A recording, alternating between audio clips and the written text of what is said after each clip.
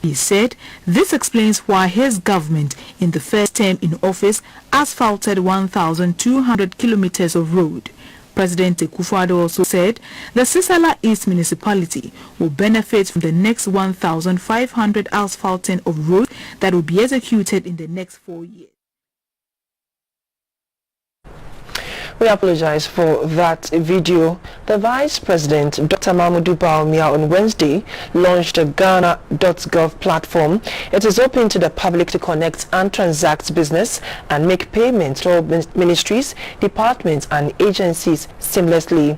Dr. Bawumia said the service will help to grow government revenue mobilization by 3 million cedis annually, reduce corruption and improve on the mode of doing business with the government.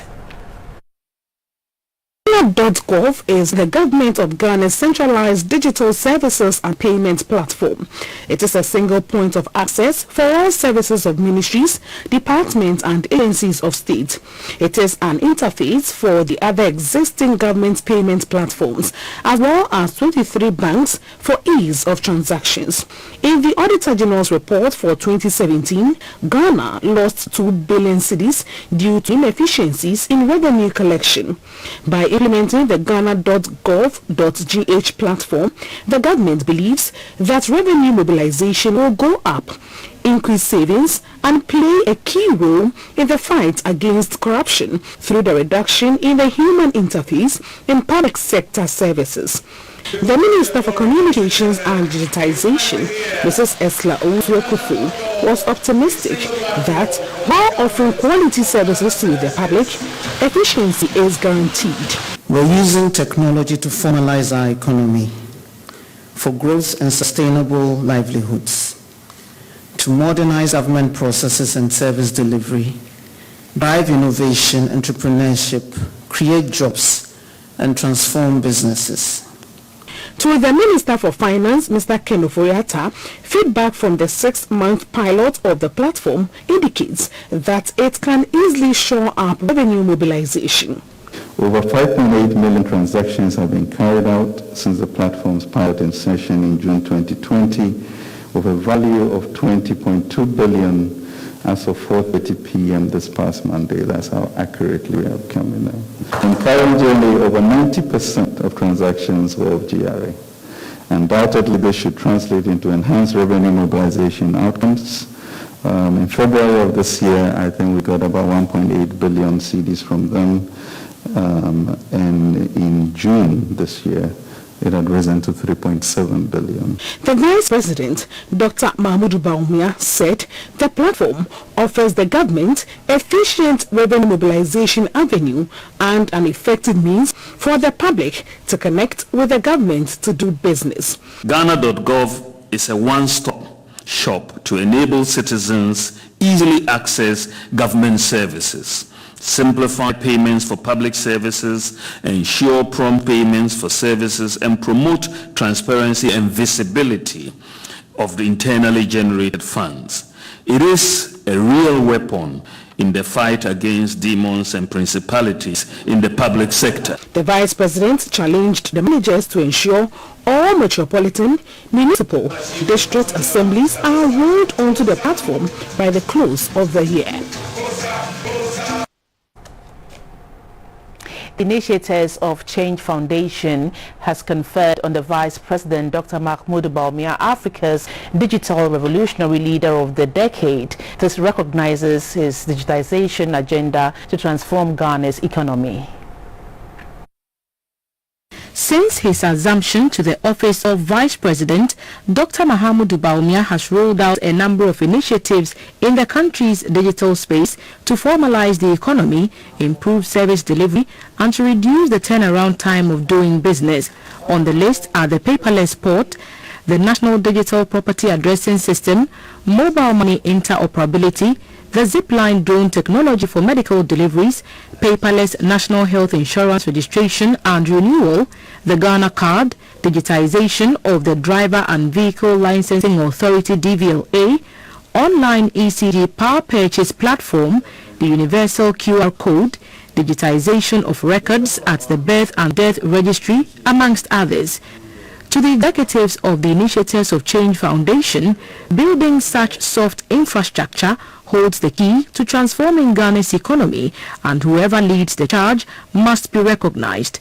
Mr. Kofi Jan is the executive director of the foundation. The Initiatives of Change Foundation, we want to humbly honor you as Africa's digital revolutionary leader of the decade, in recognition and appreciation of the positive impact that you have made on society and the development of Ghana. The Vice President, Dr. MAHAMUDU Bawumia, was grateful for the recognition and promised unflinching support to President EKUFUL to implement his Ghana Beyond Aid agenda. We are being guided by the vision and the direction of His Excellency the President, Nana Addo Dankwa-Akufo-Addo. And he wanted us to try to transform the country in a way that we will modernize it, but more importantly, reduce the burden on the poor and the vulnerable, who are largely excluded from society. And this is why we thought that digitization and the digital revolution in Ghana would be one of the key ways of helping the poor and including them. The Initiatives of Change Foundation is an organization focused on governance, poverty reduction, empowerment, and human resource. Ghana is expecting 1.2 million doses of Pfizer vaccines from the COVAX facility by the middle of August 2021. An additional 249,000 doses of the AstraZeneca vaccine, also from the COVAX facility, is expected in the country by the end of this month, as well as the deployment of 17,000 doses of the Johnson & Johnson vaccine to the country. In an update of Ghana's COVID-19 vaccination program in Accra, the Director General of the Ghana Health Service, Dr. Patrick Kumabwaje, said these vaccines would help Ghana continue her vaccination exercise against COVID-19, which has been halted for about 8 weeks now due to a shortage of AstraZeneca vaccine in the country. As of July 14, 2021, Ghana had administered 1,271,393 doses of the AstraZeneca vaccine. Out of this number, 865,422 people had received their first jab and 405,971 had received their second dose. To prepare for more vaccines, we have had to upgrade our cold chain facility, especially the ultra-negative cold chain, which can store Pfizer, Moderna, and the other newer vaccines that we talked about. So far, with our collaboration with Zipline, we have the capacity to store about 1.7 million doses out there. Yesterday, we received 16 ultra-negative cold chain vaccines that will be distributed to all regions to ensure that we are able to vaccinate all people. And then we are expecting additional deliveries of delivery vans and fridges bought by the government to augment our capacity across the country. Our outlook is that the active cases have seen an increase in the midst of peer adherence to the COVID safety protocols. The Delta variant presents a threat, and is currently a threat, and that is probably leading to the wave that we are having. And so we do not need any additional protocols because we have Delta or anything. All we need to do is to continue with our wearing of our mask, ensuring that we do our social distancing, we are clean, washing our hands, or using sanitizing our hands, and avoiding crowds. And I think with that we can break the transmission in Ghana. The Speaker of Parliament, Mr. Alban Bagin, has referred a matter concerning the Member of Parliament for Asin Central to the Privileges Committee. The MP, Mr. Kennedy Ejipon, is said to have made a comment regarded as contemptuous as a member of the legislature. The issue was raised by the MP for Tamale North, Mr. Al-Hassan Sweeney, on the floor of Parliament on Wednesday. Mr. Sweeney said the conduct of the MP for Asin Central has brought the dignity of Parliament into disrepute. The Privileges Committee is chaired by the First Deputy Speaker, Mr. Joseph OWUSU.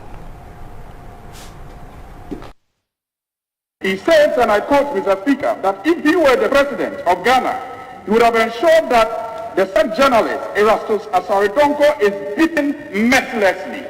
And Mr. Speaker, this comes in the wake of another such utterances he made in relation to Ahmed Swale, which led, in the view of some people, to the identity of Ahmed Swale being compromised and eventually murdered. And so, Mr. Speaker, I urge you to exercise your powers under 27 and refer this conduct of the honourable member, which is becoming unacceptable, to the Privileges Committee to ascertain the veracity of the comments that were made and recommend sanctions, if possible, that will act as deterrent for future, outings of the honourable member and other members who may be tempted to act like him.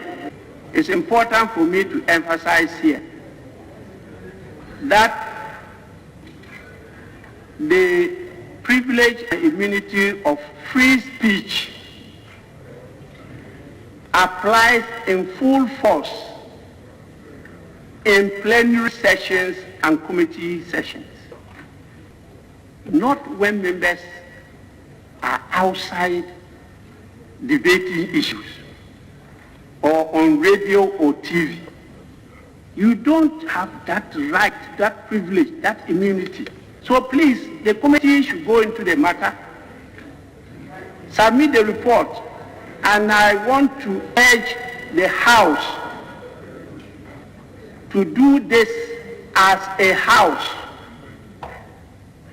or something that affects the whole House, including all members. And I, as Speaker, the representative of the House, where it deals with the image, the majesty, the reputation of the House, I have an interest.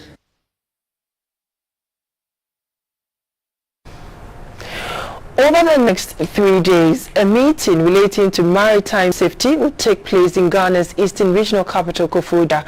Over 90% of trade globally is carried out by sea, hence insecurity on the sea inhibits maritime trade. At the National Integrated Maritime Strategy Implementation Program, the National Security Coordinator, Major General Francis Amanfo, said the phenomenon negatively impacts national development. The 3-day program is to chart viable courses of action to address issues to ensure that Ghana's maritime domain is globally considered safe and secure, with strong blue economy sectors that not only generate substantial national income but also improve the living standards of the people. Major General Amanfo said the space, which is a key source of food, animal products, energy and transport, is under threat by various factors which must be addressed, since it supports millions of livelihoods across the world. So if we met here this morning,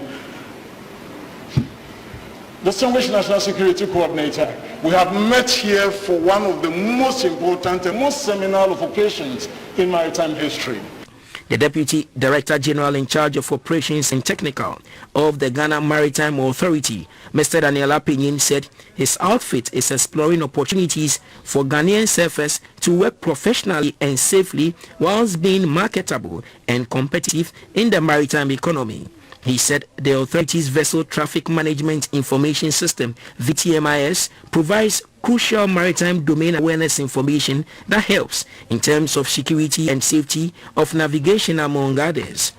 It's quite clear that the only way for our economy to reap these benefits is to have in place a thriving, robust, effective and sustainable maritime governance. With Ghana's coast falling along strategic navigational routes linking Africa and North and South America, Europe and Asia, the shipping industry has remained steady as a major driver of the nation's economy. Officials of IRC Ghana have congratulated the Ghana Broadcasting Corporation GBC for committing to achieving sustainable water and sanitation services in the country, and particularly for the corporation's rollout of the Wash Hour program, which focuses solely on issues on water, sanitation and hygiene wash. IRC is a not-for-profit organization which supports long-term delivery of water and sanitation services in communities where their presence is established. The visit by officials of IRC was to discuss possible collaborations and further engagements with the state broadcaster on ways to promote the coverage of issues on water and sanitation, especially in this era when COVID-19 and its related variants continue to ravage countries. For the IRC, GBC has stood tall by offering airtime for the promotion of hygiene and sanitation through the establishment of its maiden Wash Hour program and news contents. The chief executive of IRC, who doubles as chair of the steering committee of Water and Sanitation Partnership, Sanitation and Water for All, Dr. Patrick Moriarty, said it is important for consistent education and sensitization on the importance of sanitation and hygiene. I was very excited when Abu told me about the Wash Hour as well. I think that sounds like something really innovative and groundbreaking. It's very exciting when a large national organizations like yourselves decide to give water and sanitation and hygiene that priority, because I think that's the way we build. They need to step up for water and sanitation. The director of IRC Ghana, Madame Vida Duty, said IRC is committed to support GBC's drive in Ghana's overall campaign towards achieving SDG 6. The Director General of the Ghana Broadcasting Corporation, GBC, Professor Amin Al-Hassan, said the corporation, with the needed support, will continue to ensure that education on WASH is carried out in the various Ghanaian languages on GBC's television and radio channels. I think that there should be a very excellent marriage of convenience between the Ghana Broadcasting Corporation and the IRC, where we can work together to enhance our mutual interest, which is water and sanitation awareness, change of behavior and attitudes towards the best practices in water and sanitation. And I think that alone will reduce mortality issues. It's a very critical part of development, and water and sanitation has become topical precisely because major stakeholders have recognized the centrality of it in enhancing general common welfare. The meeting ended with a call for further engagements from both sides to improve coverage on water and sanitation across the country.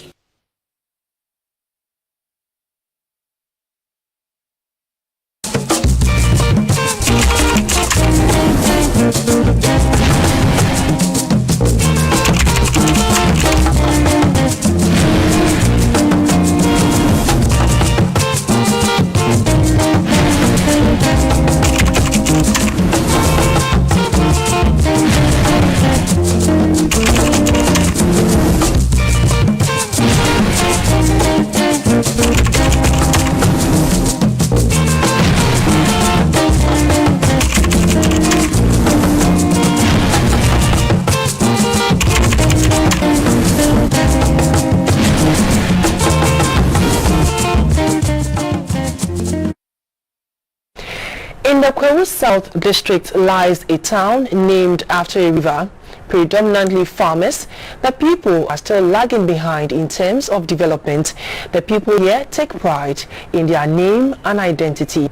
Today on What's in a Name, we'll focus on the town Nchene.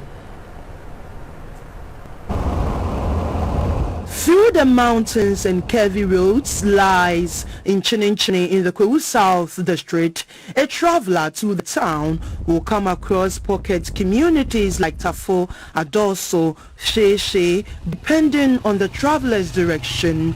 My original plan was to report on bad roads leading to a small town known as Nketepa, and the mystery behind that name will also be looked at soon. But first, let's focus on Nchinchini. Nchinchini literally means salt. Legend has it that indigenes migrated from Afram Place to settle at Nchinchini 10 decades ago. With the many decades of its existence, the buildings inside are mud houses and broken structures. So, it was a straight march to the chief's palace as custom demands to interact with him. Nchinchini, we are told, was named after a river in the community. Forest no beans in Hanum. Only a half no congram above 4. 20 pianka said in Sono. One Sabina, a movie set in Chinching and Chasser and Chinamon. So I got to do few no more first a few tap from a Corinson, no and no contest. My husband and Conon said, I don't make for Son in Chinching. For the two son to slowly deal on 2 crowns. The people of Nchinchini cultivate maize and groundnuts on a large scale. Nchinchini lags behind in development. For the indigenes, access to safe water is a priority. Though residents have 3 boreholes, only one functions. Residents, after fetching the water, are unable to use it. The reason is simple. Water from that particular borehole is salty and stinks, so they store rainwater for use or travel about an hour on foot to Adoso, a nearby town, to fetch water.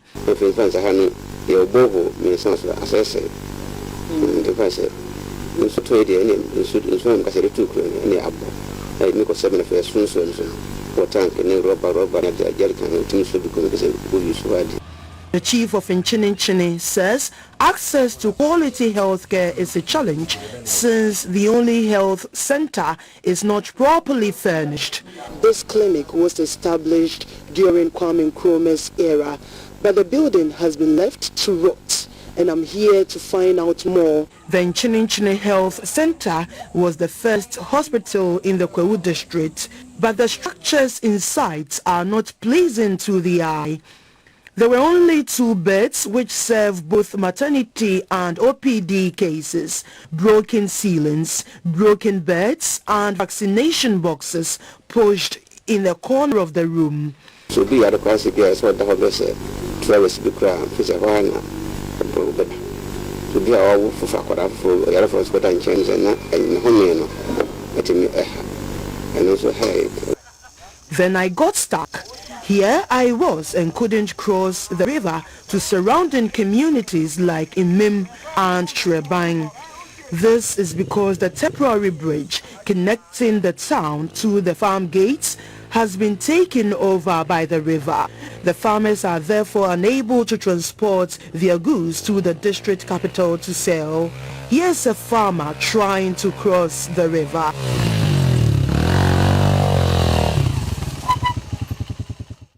The people of Nchinchini say they feel neglected and are pleading for immediate attention. They have no intention of changing their name and say their identity makes them unique in all they do. There are many towns in the Kwewu enclave with interesting names, and for the people, there is everything in the name.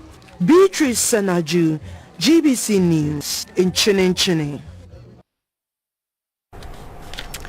The Kaneshie District Court has issued an arrest warrant for Mr. William Hineku, a 29-year-old suspect who has been charged with defrauding by false pretense. Mr. Hineku is said to have collected 35,000 cedis from 2 persons under the pretext of securing them visas to travel abroad. The suspect is said to have gone into hiding after failing to provide the travel documents. All effort to trace him has been unsuccessful. According to the police, the suspect is dark in complexion, wears an afro-textured hair and has small eyes and medium-sized ears and is slim in weight.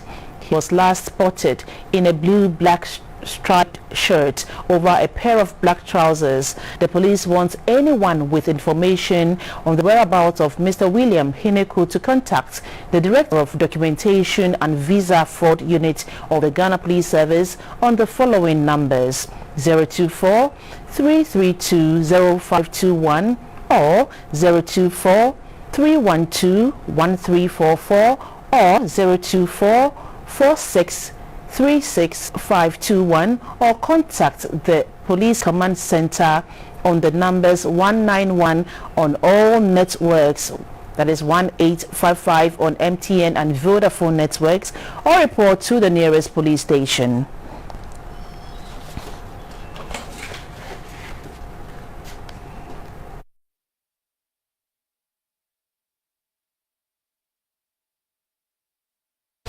You're watching the news live on GBC News, your news and governance channel. We take a break. When we come back, we'll do some business news. Please stay. It's GTP, the name behind authentic and original Ghanaian textile prints, and West Africa's leading